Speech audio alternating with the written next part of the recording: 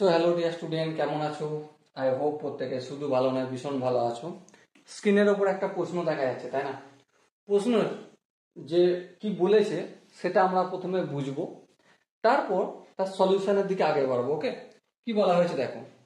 এক ব্যক্তি 10টি কমলা লেবু 8 টাকায় কিনে প্রতিটি 1.25 টাকা দামে বিক্রি করলেন, শতকরা লাভ কত? আমরা দেখো 10টা কমলা লেবু ক্রয় করেছি, তাহলে 10টি কমলা লেবুর ক্রয় মূল্য কত? 10টা কমলা লেবুর ক্রয় মূল্য হচ্ছে আমার 8 টাকা। বেশ, তাহলে একটি কমলা লেবুর ক্রয় মূল্য কত?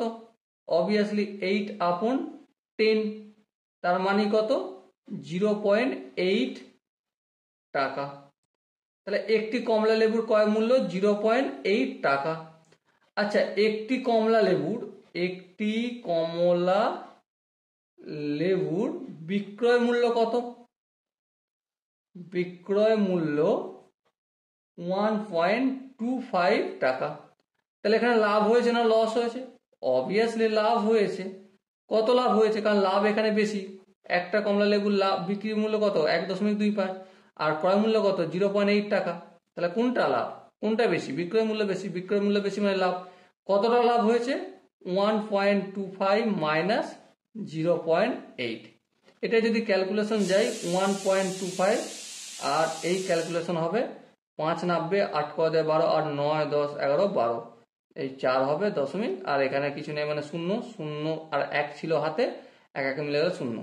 তাহলে হিসেব মতো প্রফিট হবে 0.45 টাকা লাভ হবে। এবারে এই লাভটা তো আমরা একটা লেবুতে পেয়েছি, কিন্তু নিউমেরিক্যাল ভ্যালু পেয়েছি, কিন্তু আমাকে আনসার চেয়েছে পার্সেন্টেজ, অপশন পার্সেন্টেজ আছে। তাহলে সেজন্য কি করতে হবে? এরকম করে একটা ডিভাইডের চিহ্ন করে নিতে হবে। নিচে কোনটা লিখবো? যার সাথে তুলনা করছি। উপরে লাভটা লিখবো 0.45। কার সাথে তুলনা করছি?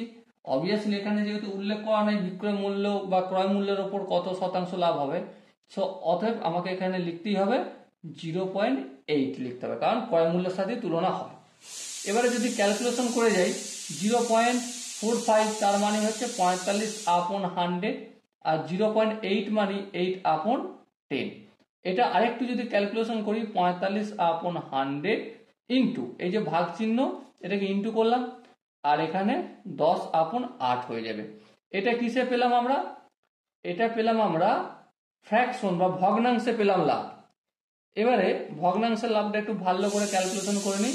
এই শূন্য কাটলো, 5, 9, 45, 5 × 10, হিসেব মতো কত? 9/16। এটা ভগ্নাংশে লাভ হলো। এর সাথে কিছু নেই মানে 1 গুণ আছে। আচ্ছা, 1 গুণ থাকা মানে 100/100 লিখতে পারি? হ্যাঁ, লিখতে পারি।